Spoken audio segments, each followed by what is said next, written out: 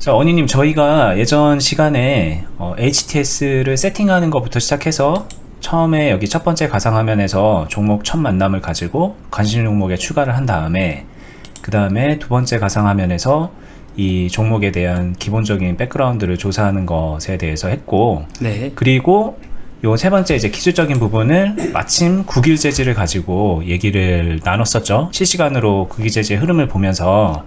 네. 근데 그때 이제 뭐 7,000원대에서 7,300원, 400원대 그때였나? 거기 그 구간을 가지고 네. 수급이 돌파가 되면은 뭐 본다. 그래서 뭐 그 애매하게 이제 돌파가 되는 둥 마는 둥 하다가 이제 꺾이는 그런 흐름으로 마무리가 됐었는데, 네. 저희가 그때 그 녹화를 하고 난 다음에 거래일로 따지면 이틀 정도 있었는데 그 사이에 요 종목이 국기재지가 보니까 6,500원대까지 내려왔어요. 네. 이게 흘러내렸는데, 이게 이제 그때 제가 그 7,000원대쯤에서 어떻게 하느냐 이렇게 여쭤봤었는데, 언니님께서 흘렀을 때는 흐르는 대로 어떻게 관리를 한다 이런 말씀을 하셨던 것 같아요. 네. 근데 이제 마침 이런 상황이 됐으니까 한번 좀 설명을 해주시면 어떨까 싶은데.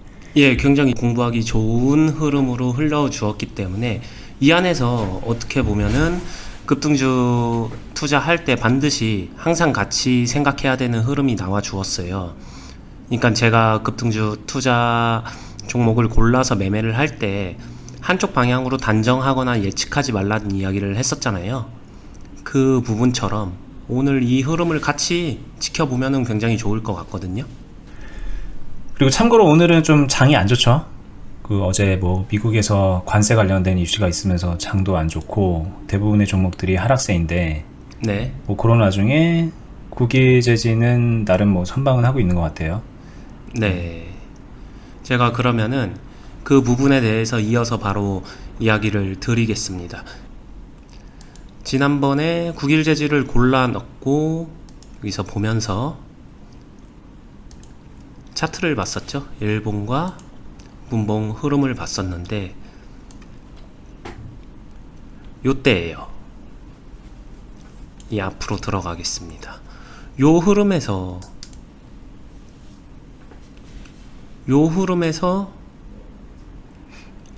지켜봤었어요.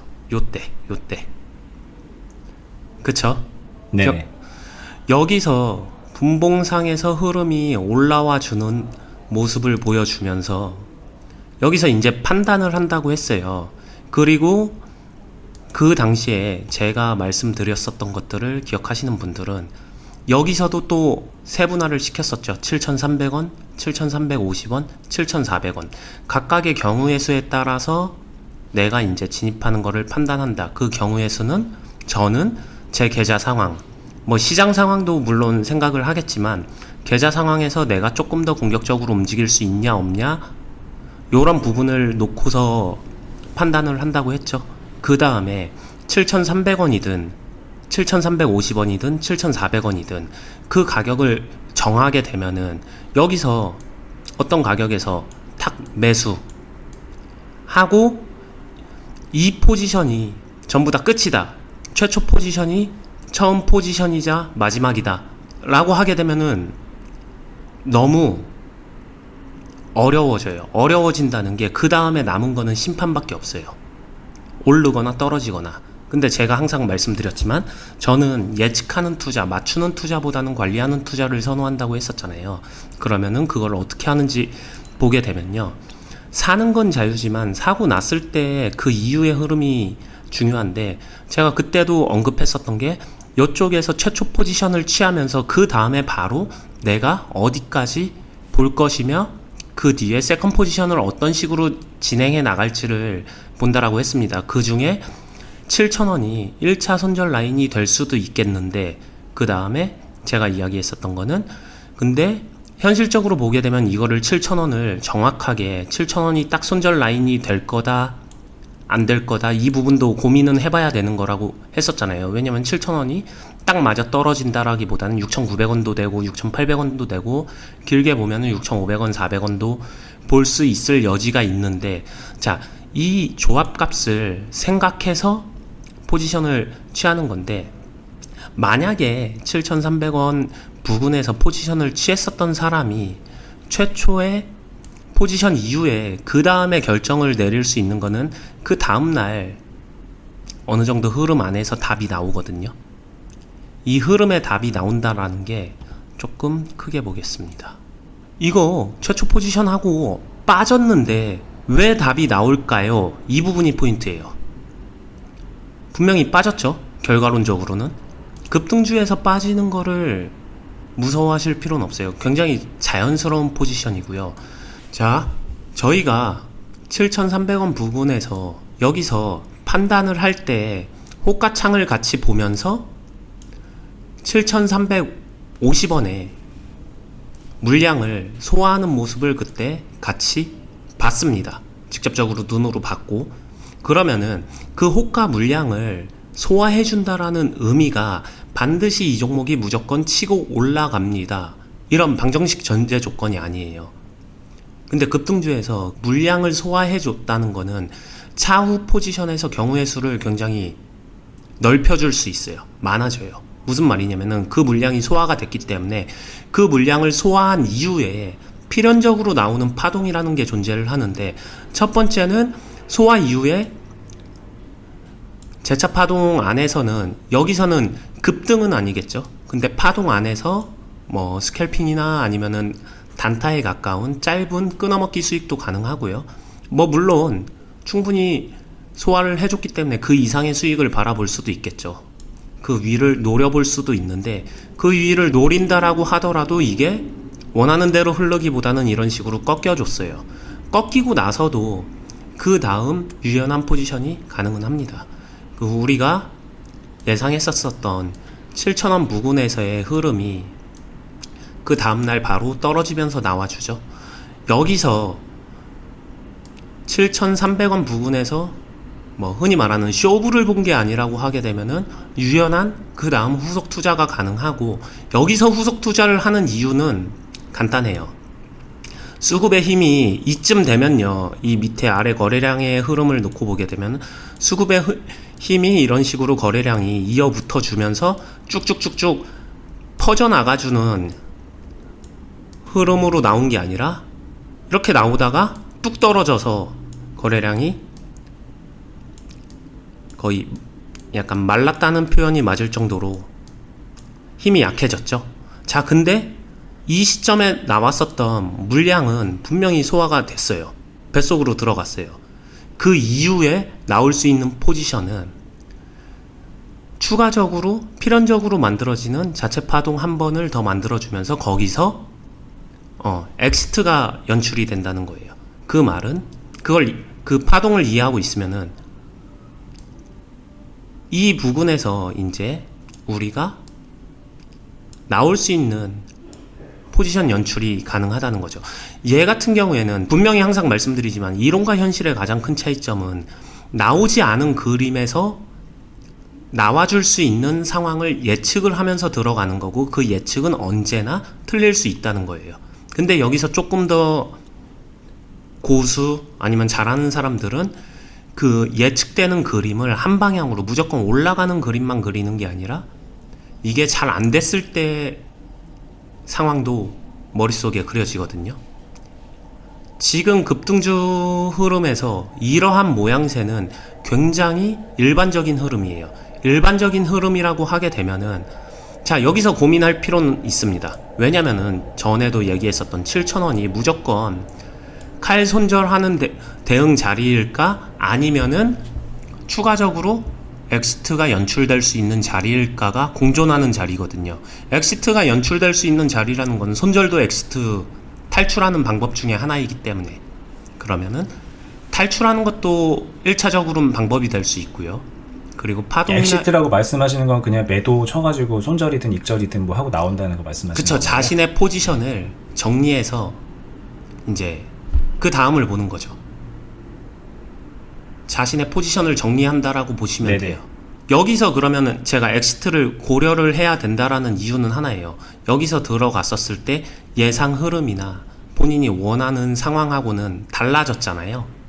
네. 급등주는 이런 식으로 이 변화가 빠르거든요. 그러기 때문에 급등주인 거예요.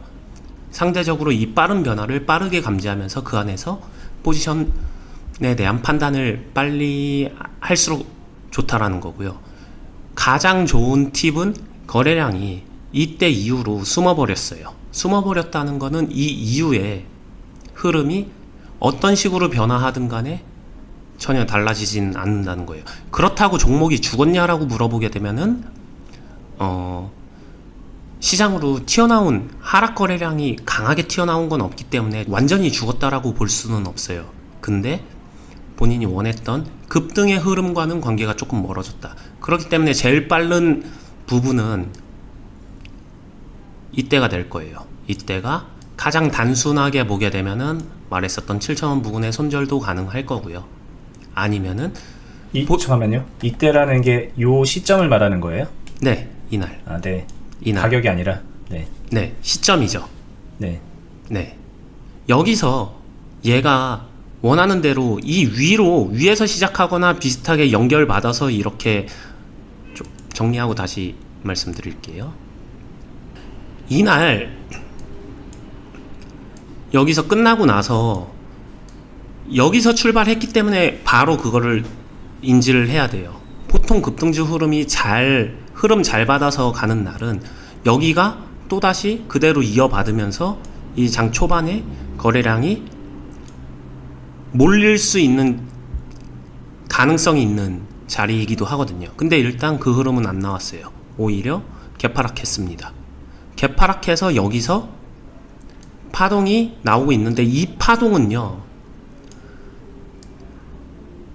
이 파동이 나오는 이유는 단순히 나온 거 아니야 라고 생각할 수도 있지만 이 파동이 나오는 경우랑 안 나오는 경우의 수를 굳이 구분하게 되면요, 여기 흐름에서 답이 나와 있어요.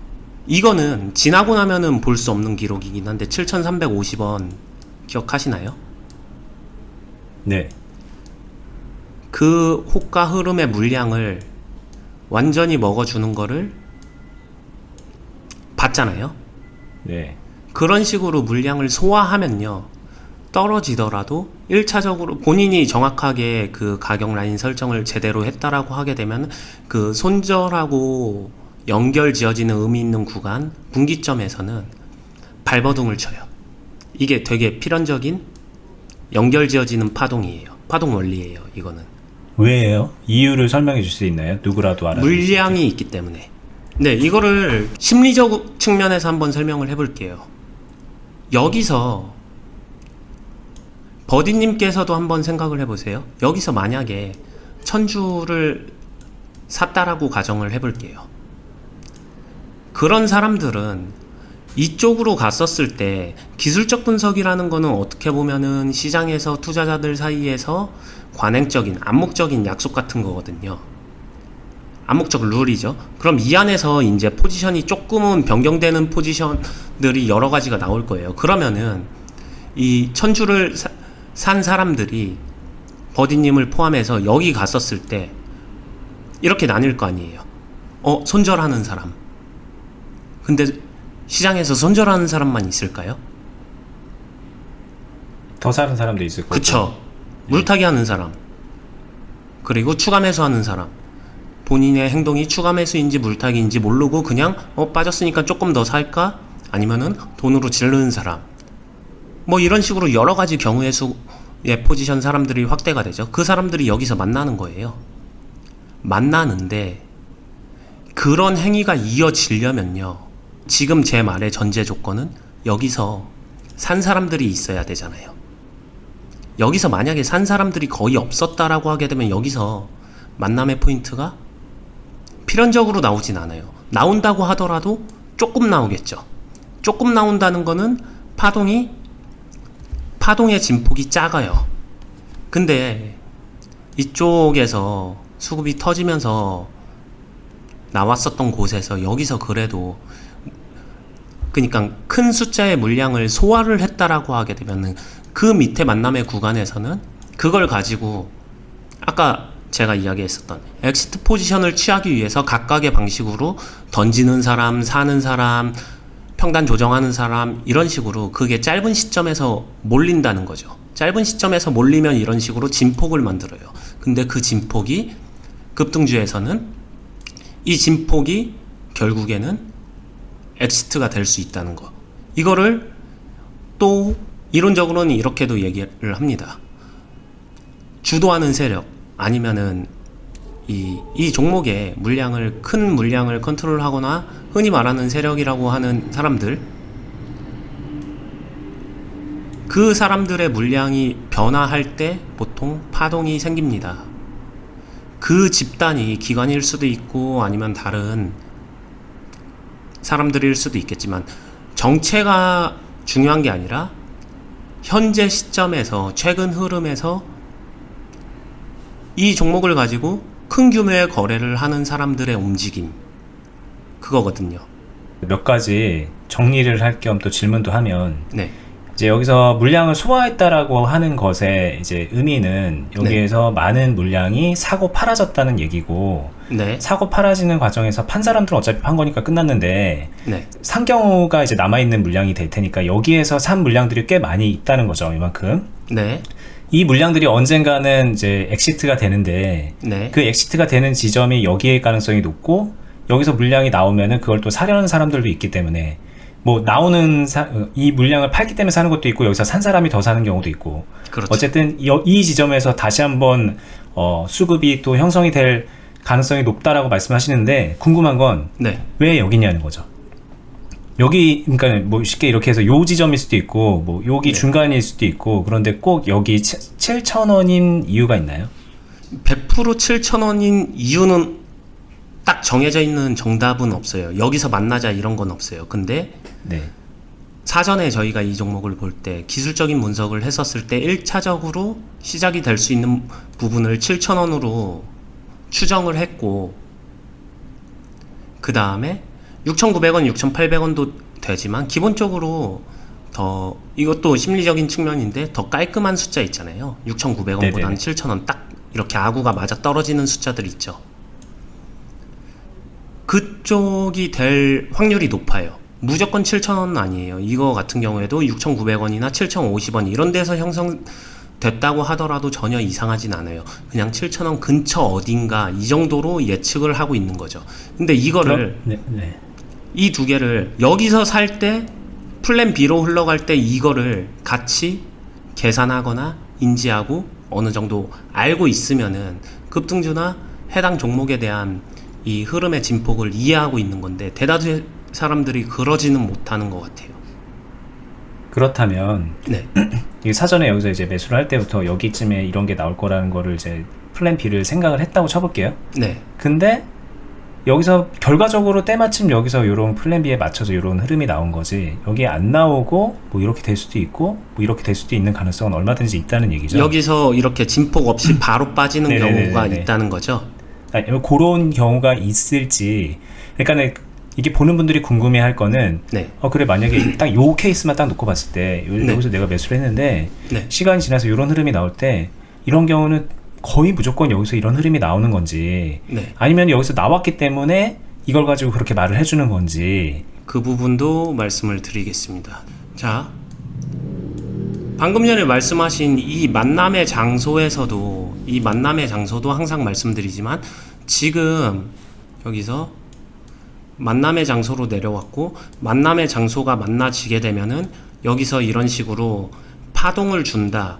이거 역시도 무조건은 아닙니다.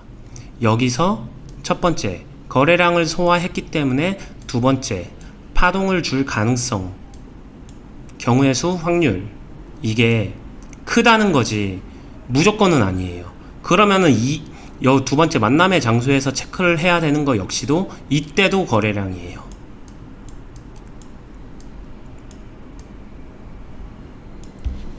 거래량이라는 말은 뭐냐면은, 자, 급등주는 처음부터 끝까지 거래량의 변화 추이나 이런 것들을 되게 냉정하게 봐야 된다라고 했는데, 여기서 이 만남의 장소가 이 웅집되는 이 곳에서 이 거래량이 만약에 여기가 더 촘촘하고 세게 나왔잖아요. 그럼 뒷파동 못 나옵니다. 무너져요. 그게 흔히 말하는 무너지는 흐름이에요. 이때는 버디님도 말씀하셨었던, 차라리 빠르게 손절 이걸 보고 있었다면은 그게 더 유리할 수도 있어요. 무조건은 아니겠지만 그 포지션을 진지하게 고려를 할 수가 있어요. 근데 여기서 쏟아지는 흐름에서 공방전이 나온다라고 하게 되면은 파동은 나옵니다. 딱 그 두 가지만 놓고 보면 돼요. 여기에 거래량은 뭔가 이걸 실시간으로 보고 있다면은 좀 약간 위험하다고 생각할 수도 있지 않을까요? 물론 이제 오르면서 나오는 거래량이지만. 네. 그게 그래서 판단이 조금은 빨라야 되는데 땡겨볼게요. 제가 지우고. 이게 어려운 게 후속 차트 분석보다는 전에 저희가 했었던 것처럼 바로 그 시점에서 그 판단을 할 수 있느냐예요. 요 흐름과 요 거래량. 그래서 수급이나 호가의 이해도 차후에는 굉장히 중요한데 이 흐름이에요. 이 흐름을 캔들을 가지고 이해를 한다라고 하게 되면은 이거는 장전 동시호가 때 이미 던져져 있는 물량은 정해져 있었고 그러면서 개파락은 예정되어 있었고 개파락을 기준으로 그 다음에 뒤로 이렇게 조금씩 재고 있다가 이 정도면은 7차원 부근에서 공방전 있을 수도 있겠는데 라고 생각하는 사람들이 매수세를 붙이는 거예요. 그러면서 결론적으로는 수급이 그러니까 거래량이 어떠한 방향으로 터지고 있는지를 느끼는 게 중요한데 여기서는 개파락은 나쁜 거지만 개파락 이후에는 매수세로 거래량을 만들어줬어요. 그걸 소화해줬다는 거죠. 그러고 나서 이때는 판단이 이때 바로 느껴지는 건 그 다음 봉 두 번째 세컨과 서드에서 어떠한 흐름이 나오는지 이렇게 나왔다가 그 다음에 음봉 붙이면서 거래량 터지면서 쭈르륵 밀릴 수 있거든요. 그렇기 때문에 네. 왜 갑자기 영어 하세요? 네? 왜 세컨이랑 서드라고 영어 하세요? 두 번째랑 세 번째 봉에서 이게 매도세가 쭈르륵 붙으면서 거래량 터지면서 이게 쫙 무너질 수도 있어요. 얼마든지 가능합니다. 네. 결과를 단정하는 게 아니라 항상 두 가지 상황에 대한 예상 흐름에 대해서 같이 열어두고 생각을 해야 되는데 여기서 보게 되면은 그래서 두 번째랑 세 번째가 더 중요하다라고 말씀을 드렸는데 여기서 이 정도 되게 되면 판단은 쓰죠. 판단이 선다는 거는 예상 흐름에서 무너지는 흐름으로 나오진 않았구나. 이 흐름이 나오게 되면은 추가적으로 바로 그 다음 이제 액션을 생각을 해야 돼요. 어떤 액션이냐. 이 정도 흐름에서 무너지진 않았구나라는 건 단순히 봉이 이제 좀 버티고 양봉이 나왔기 때문인 거예요? 아니면 거래량이 뭐 많이 안 터졌기 때문에 뭐 여러 가지 복합적이겠지만 좀 네. 간단하게 얘기해 줄 수 있나요? 이 추세, 단기적인 추세나 캔들의 흐름에서 네. 모양하고 거래량이 아직 안 터졌으니까 지금 무너지지 않은 거지 앞으로도 이거는 무조건 버틸 겁니다 이 얘기랑은 달라요. 일단은 버텨줬다 그냥 이렇게 현상을 말씀하신 거죠? 네, 바로 무너지는 거는 피했다. 바로 무너지는 걸 피했으면은 이 안에서 최소한 한 번의 파동 발버둥은 일어날 거다. 그러면 나는 거기서 그 타이밍을 놓치지 않고 엑시트를 그러니까 출구를 만들어야겠죠. 포지션 정리를. 그 빠른 판단이 서야 되는데 그렇게 되게 되면은 여기서 샀었던 거 가지고 이렇게 생각하는 사람들 많거든요. 이거 산지 하루밖에 안 됐는데 더 봐도 되는 거 아니야? 근데 하루밖에 안 돼서 샀었을 때 얘를 샀었던 건 여기서 이렇게 그대로 쭉쭉 뻗어 올라가 주기를 바라는 흐름에서 샀을 거란 말이에요. 그렇죠. 근데 그건 이미 실패했어요. 근데 이미 실패한 거를 인정을 안 하고 그 다음 날에서는 산지 하루밖에 안 됐는데 근데 다시 여기서 이제 점점점 산으로 가기 시작합니다. 자, 급등주 투자를 한 이유가 뭔데? 뭐 때문에 한 건데? 이런 목적성에서 좀 정체성이 사라지면서 이도 저도 아니게 흘러가는 거예요. 자, 급등주 투자에 모순 없이 일맥상통한 흐름으로 가려면은 여기서 최초 포지션에 대해서 원하는 흐름이 나오지 않았기 때문에 그 다음에 냉정하게 생각하게 되면 여기서 포지션 정리를 바로 생각을 해주게 되면 빠른 포지션 정리가 가능합니다.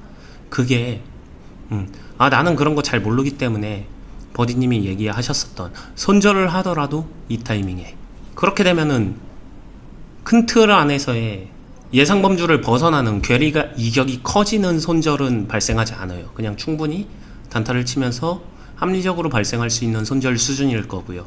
그게 아닌 사람은 여기서 애시당초 매수 포지션을 툭 던져놓은 상태에서 여기서 다시 2차적인 매수 포지션을 취하려고 생각했다라고 하게 되면은 합쳐져서 어느 정도 합리적인 선상에서 정리가 될 거예요. 합리적인 선상에서 정리를 목표로 정리를 하는 이유는 그 다음에 다시 이 똑같은 상황이 올 거 아니에요. 만약에 오른다면, 그쵸? 얘가 올라가려면은 다시 7,300원, 7,350원 요 부분을 지나가야 될 거잖아요. 네. 그때 다시 해요. 이 단계랑 똑같이 그렇게. 네. 저는 보통 그렇게 합니다. 이게 저희가 이제 다음날 된 걸 가지고 얘기를 해서 그런데 네. 제가 볼 때는 더 합리적인 대응은 네. 여기에서 저희가 이제 물량이 좀 먹는 거를 보고 매수 포지션, 첫 번째 매수 포지션을 가져갔잖아요. 네. 그래서 이런 흐름을 이렇게 가져왔는데 네. 요 지점에서 막 수급이 붙으면서 확 급등을 한 게 아니잖아요. 결국엔 이날 네. 이제 마지막 장 마감까지. 네. 근데 어쨌든 가격대는 여기까지 올라와 줬어요. 네.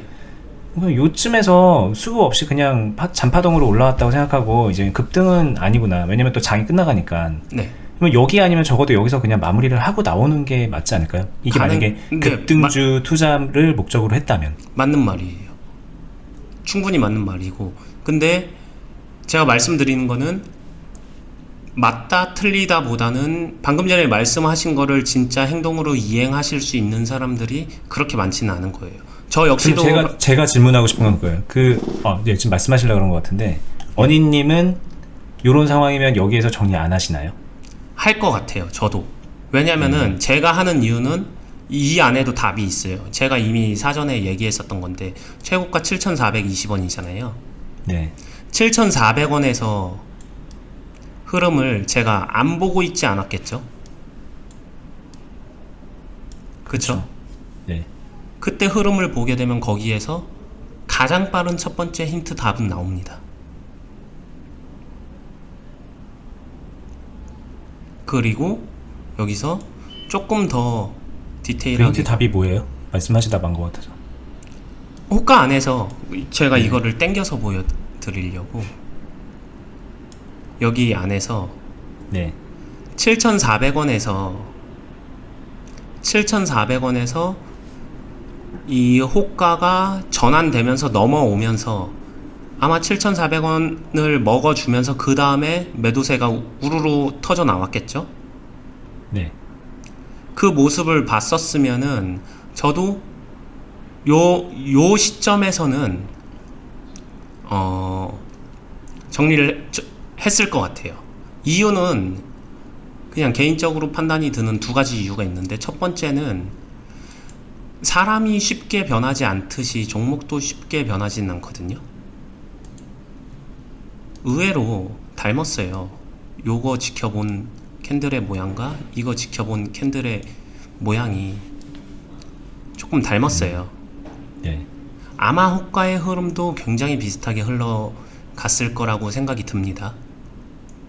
여기서 그 말은 치고 갔으려면은 여기서 7,400원을 먹어주자마자 우르르 쏟아지는 매도 물량이 나오는 게 아니라 거기서는 달라지려고 했었으면 7,400원을 먹으면서 매수세가 우르르 붙어서 위로 강하게 치고 가는 흐름이 나와줬어야지 얘가 쭉 탄력받고 올라갈 건데, 이미 7,400원 싸움에서 조금은 그런 모습을 보이지 못했기 때문에 느꼈을 것 같아요. 그러니까 이제 뚫지 못할 가능성이 굉장히 크겠구나. 그러면은 그걸 봤었으면 빠르면은 이 타이밍, 아니면은 버디님 말씀대로 그 이후에 어차피 포지션 정리할 기회는 언제든지 줘요. 이런 식으로. 그러다 보게 되면은 내 평단이 얼마든 간에 분할 매수하거나 이렇게 했었을 때 거의 보합권 부분 내외에서 계속 이렇게 하는 거고, 원했었던 7,400원을 터치한 이후에 계속 거래량이 동반되지 않는다는 거는 이대로 마를 수도 있겠는데 라는 생각을 충분히 하기 때문에 되게 빠른 거는 이 시점에도 충분히 포지션 정리는 가능합니다. 그거는 단타나 아니면 급등주 매매를 그래도 조금 많이 해보신 분들이 알 수 있는 거고, 이거를 설령 놓쳤다 하더라도 그 다음날에는 알았어야 돼요. 그리고 정리할 겸 질문을 드리면, 네네. 이게 저희가 급등주를 해도 몇 가지 관점에서 다르게 들어갈 수 있는 거잖아요. 예를 들면은 여기에 들어가는 사람이, 어떤 사람은 나는 그래 그냥 급등주 이번에 이걸로 여기로 딱 그냥 쇼부 볼 거야 라고 하면 무조건 여기서 이제 손절하는 게 더 현명했겠죠. 네. 근데 여기 들어갈 때 우리가 전에도 계속 얘기했듯이 이거 여기 되게 좀 약간의 물량만 그러니까 비중을 되게 낮춰서 들어가고, 네. 잘 안 되면은 나중에 좀 관리해서 어떻게든 빠져나오던가, 아니면은 뭐 소위 말하는 스윙으로 전환하지, 뭐 이런 생각도 좀 해볼 수 맞아요. 있잖아요. 네. 맞아요. 그럼 이제 고럴 때 이제 해당되는 얘기인 건가요? 아까 말씀하셨던 게? 아니면 요거마저도 그 급등주에 대한 대응을 조금 한 박자 늦게 한 거에 대한 대응일까요? 제가 말씀드리는 거는 조금은 더 주관적인 의견인데, 급등주 투자도 이런 식으로 반드시 파동 원리나 후속적으로 대응할 만한 포인트는 필연적으로 준다로 보고요. 그거를 말씀드리려고 한 거고, 그 차이점이 아까 전에 이야기 드렸던 이건 거예요. 왜 급등주 투자 중에서 어떤 사람들은 저랑 다르게 투자하시는 분들도 잘하시는 분들 많이 있을 거 아니에요? 그분들 같은 경우는 여기서 굳이 거래량 확인 안 하거나 그 전에 그냥 조금은 더 부족한 상황에서 리스크 지고서 베팅 빵 때리고서 확실하게 올라가는 거에다가 베팅을 하시는 분들도 존재는 해요. 근데 제가 말씀드리는 거는, 그렇게 가게 되면은 맞추거나 틀리거나인데, 제가 말씀드린 거는 급등주 투자라고 할지라도 그 안에 소스들을 조금 더 디테일하게 체크를 하게 되면은 맞추거나 틀리거나가 아니라 차후 관리 포인트가 필연적으로 이어지는 투자로 만들어 나갈 수 있다. 조금은 더 합리적으로 만들어 나갈 수 있다. 뭐 요 정도로 이해해 주시면 돼요. 그 안에 소스를 조금 더 디테일하게 본다고 한 거는 뭐 호가 흐름, 뭐 그런 호가 건가요? 흐름과 거래량, 그거를 네. 그거를 흔히 이론적으로는 그걸 수급이라 부르는데, 수급에 대한 이 흐름을 더 명확하게 이해하게 되면 그걸 가지고 자기가 만들어낼 수 있는, 짤 수 있는 시나리오의 경우의 수가 늘어나거든요. 근데 그 경우의 수가 늘어난다는 거는 다르게 말하면 자신이 취할 수 있는 확률을 높일 수 있는 거예요. 계란을 가지고 계란 후라이밖에 할 줄 모르는 사람과 계란을 가지고 10개, 20개, 100개의 요리를 할 줄 아는 사람, 이 둘이 계란 요리를 가지고 돈을 번다라고 하게 되면은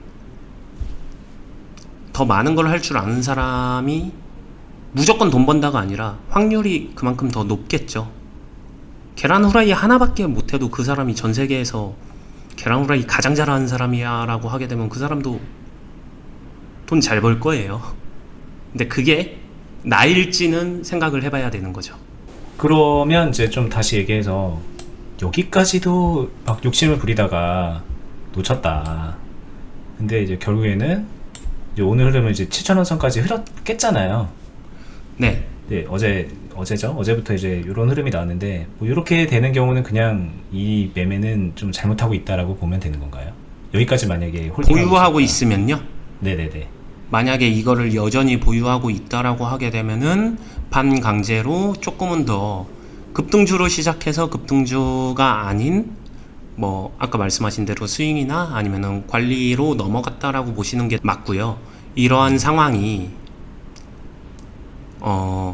주식 투자를 하면서 일어나면 안 되는 상황이냐라고 물어본다라고 하게 되면 저는 그렇게 생각하진 않아요. 얼마든지 의외로 빈번하게 자주 일어나는 상황 중에 하나예요. 언니님도요? 저도요. 이유는 전에 첫 시간에서 급등주 투자할 때도 말씀드렸지만, 대응이 가능하다라고 하게 되면 대응을 하면 되는데, 좋든 싫든 실전에서 현실에서는 여러 가지 이유로 인해서 대응을 못하는 경우가 발생을 해요. 그러면은 대응을 못했을 때 그 다음에 이미 이렇게 됐으면은 이거 더 이상 관리를 못하는 거야? 라고 물었을 때 관리 못하는 거야 라고 말하게 되면 그만큼 이 투자에 있어서 관리 능력이 얕은 거죠. 얇은 거죠. 근데 이게 두터워지게 되면은 지금 상황에서도 관리는 가능합니다. 근데 이제부터는 마음은 먹어야죠. 어느 정도는 조금은 힘든 일, 조금은 더 감정적으로 소모되는 행위를 해야 된다라는 거. 저도 이런 상황을 선호하지는 않아요. 근데 이런 상황이 아예 안 일어나냐라고 하게 되면 일어나는 경우 있습니다. 그러면 이제 또 다른 질문 한번 해볼게요. 네. 이제 대응을 못하는 경우에 현실적인 얘기를 계속 하시는데 네. 이제 보는 분들 중에 그렇게 생각하는 분들이 있을 것 같아요. 나는 무조건 단타만 할 건데 나의 앞으로 내가 주식을 배워서 한다는 거는 무조건 단타야. 단기적인 관점에서 안 되면 손절하고 익절하고 그러면서 단타만 칠 거야. 그러니까 나한테 대응을 못할 거라는 얘기는 하지 마. 좀 늦을 수도 있고 빠를 수도 있지만 어쨌든 나는 단기적 관점에서 대응을 할 거야. 포지션 정리를 할 거야. 네. 라고 생각을 한다면 네. 그럼 이제 그분들 입장에서는 이렇게까지 갈 이유가 없는 거잖아요. 그렇죠.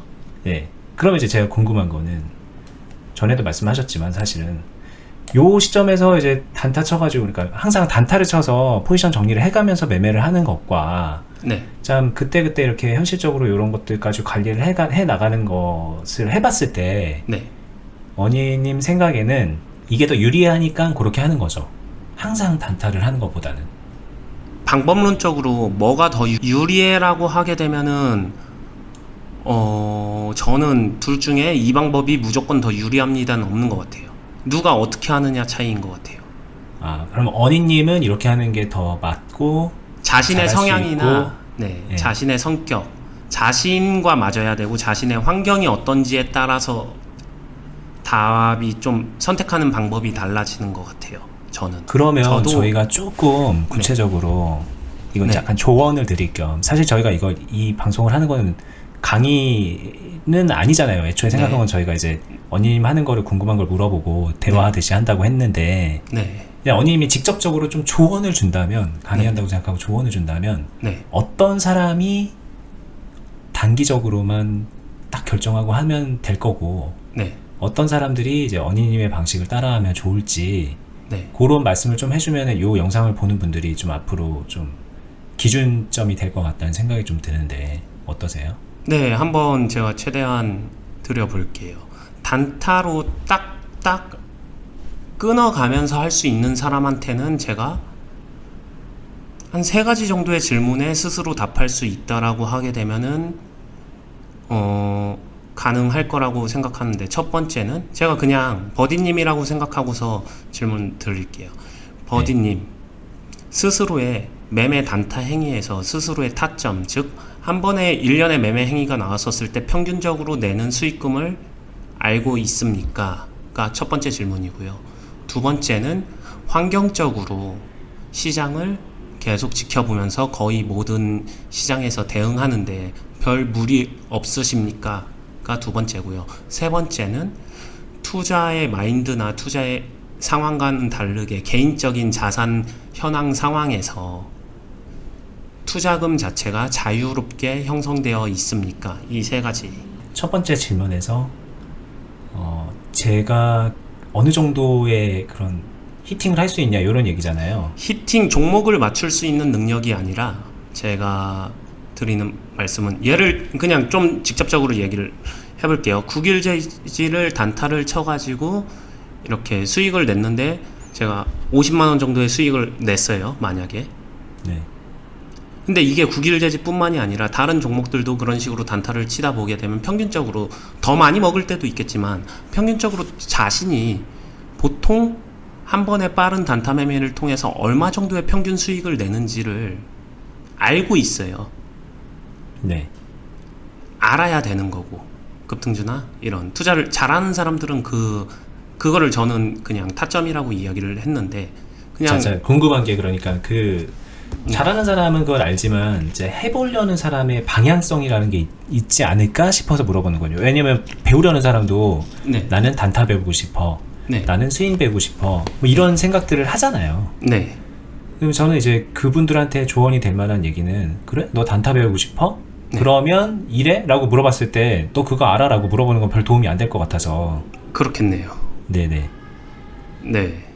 그러면은 당연히 자신의 타점, 그러니까 자신이 평균 수익금이 얼마 정도인지를 찾아야겠죠. 해보면서 찾아봐 이거고 그게 잘 나오면 해봐 이렇게 좀 돌려서 말할 수 있나요?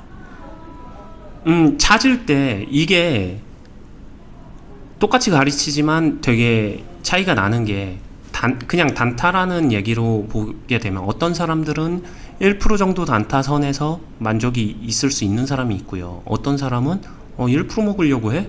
나는 적어도 3%는 먹어야 되는데 주식하면서 3%를 먹어 10%는 먹어야지. 이 자신의 목적성, 목표 이거에 따라서 좀 달라요.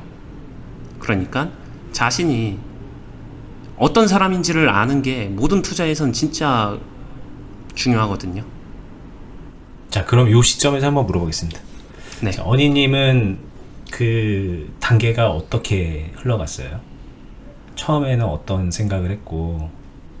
저도 처음에는 최초에는 생각이 들었었던 게 수익률적인 부분 있잖아요. 조금 더 큰 높은 수익 있잖아요. 근데 한 번에 이제 많은 수익률을 내는 네. 실제로도 그렇게 내본 적도 있고 네.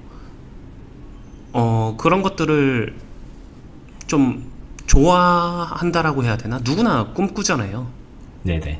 지향하고 당연히 내가 적은 금액 넣어서 되게 큰 수익을 내게 되면 되게 좋으니까 네. 그런 생각을 하던 때가 당연히 있었겠죠. 근데 현실과 부딪히면서 그게 합리적이지 않다라는 생각을 시간이 지날수록 굉장히 많이 하게 된 것 같아요. 합리적이지 않다라는 거는 잘해도 그만큼까지 올라가 주는 경우가 변수 요소가 너무 많이 개입되다 보니 차라리 제가 이제 제 나름의 타협안을 만든 거는 이거예요. 수익률은 낮아져도 좋아. 원래 이만큼을 받다라고 하게 되면은 수익률은 조금 낮춰서 양보하는 거죠. 욕심을 줄인다라는 거죠. 여기서 시작해서 이거를 노리지만 수익률은 낮아져도 좋아.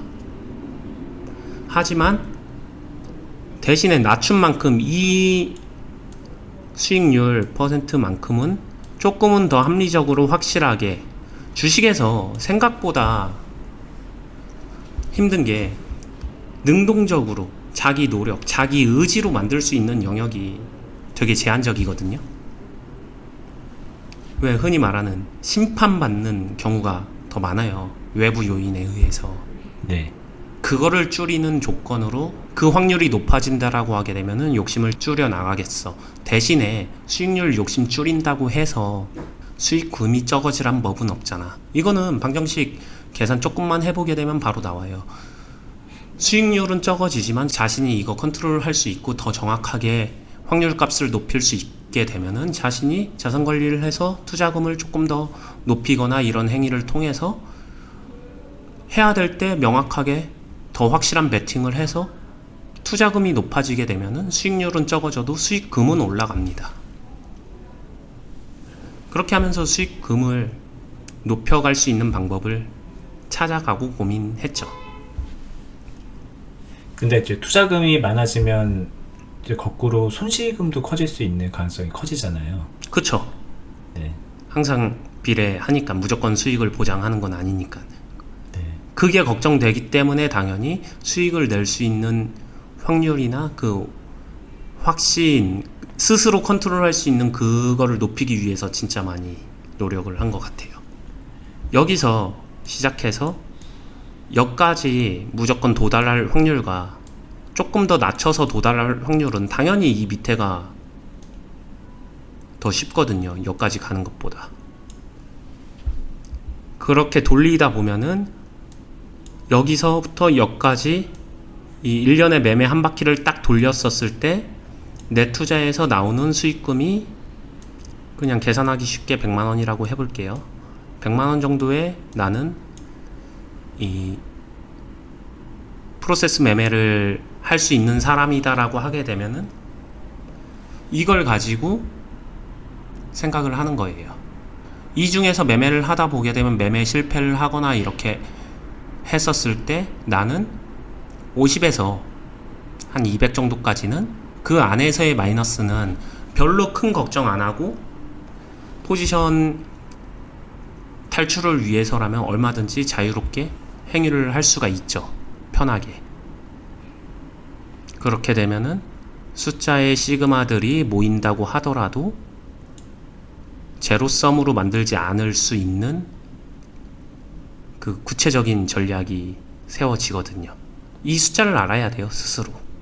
근데 이 숫자는 정해지는 게 아니라 약간 만들어지거든요. 운동선수처럼. 자기의 능력치나 뭐 그거에 따라서 그쵸. 결정된다는 거잖아요. 네. 근데 이거는 반드시 알아야 돼요. 근데 이거를 제가 봤을 때는 이걸 알려고 하지 않는 사람들도 굉장히 많고요. 그리고 두 번째는 이걸 도대체 어떻게 알라고 하는 거야, 이 자체의 막연함을 느끼는 사람들도 많이 있는데, 아니 솔직히 알 수가 없는 게 네. 저걸 플러스로 가지고 있는 사람 자체가 거의 없기 때문에. 네.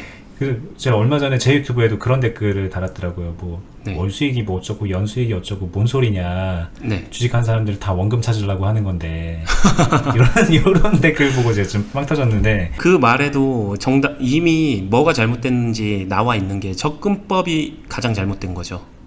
네. 그러니까 뭐 제가 다시 권투로 얘기를 할게요. 자신의 체급도 모르는 상태에서 일단 링에 쓴 거예요. 자신이 뛰고 있는 링 위가 여기가 헤비급인지 라이트급인지 조차도 모르는 거예요. 근데 그냥 링이 좋아서 올라온 거예요. 상대방 선수가 누구든 간에. 거기서 자신은 이기기를 바래요. 너무나도 모순적이거든요. 요거 찾는 방법은요, 어렵지 않기 때문에 제가 아는 한도 내에서 최대한 같이 많이 알려드릴게요. 이거는. 그리고 다른 것도 알려주세요. 뭐 아까 여기 이런 것들도 옛날에 어쨌든 뭐 하셨든 모르지 않잖아요. 다 우리가 내용을. 네. 지금도 다양한 케이스, 다양한 목적 의식을 가진 사람들이 만족할 수 있는 그쵸. 그런 영상들을 좀. 그리고 주시면 제가 이걸로 지금 양보했다고 해서 이 방법을, 여기서 이걸 노리는 방법을 절대 안 쓰냐라고 하게 되면 그렇진 않아요. 쓰기도 합니다. 네. 단 더 까다롭게 써요. 조건이 더 확실하죠. 제 계좌 상황이 여유롭고 공격적인 투자가 가능할 때며 시장도 나쁘지 않고 모멘텀도 형성되어 있었을 때, 흔히 말하는 호황기. 네. 이럴 때는 요거 노려봐도 잘 나옵니다. 근데 솔직히 요즘 같은 때는 아니고. 쉽지 않아요. 요즘 같은 때는. 네. 요즘 같은 시장에서는 점점 전략을 더 짧게 끊어가죠.